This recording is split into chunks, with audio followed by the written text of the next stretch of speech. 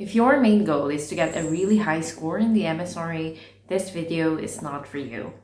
In January 2024, I took the MSRA and scored 530 plus.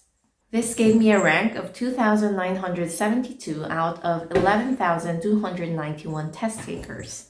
That's about the top 26%. However, I know so many more intelligent people who scored way higher than I did and who prepared better than I did.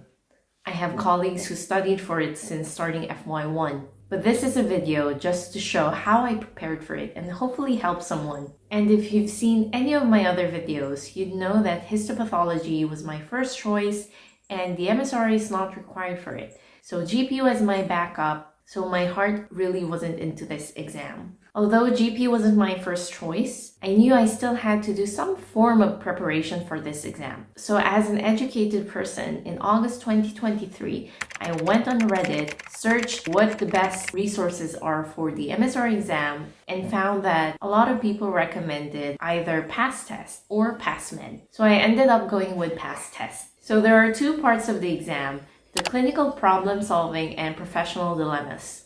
I used PASS test for the clinical problem solving. I bought the 6-month subscription because I knew that I wouldn't be studying as intensely. So some months I would do 100 questions a weekend. Sometimes I would do 500. So I did that until January. But during the winter, I was in my A&E rotation and I was in my first trimester of pregnancy, so I wasn't doing very much from December.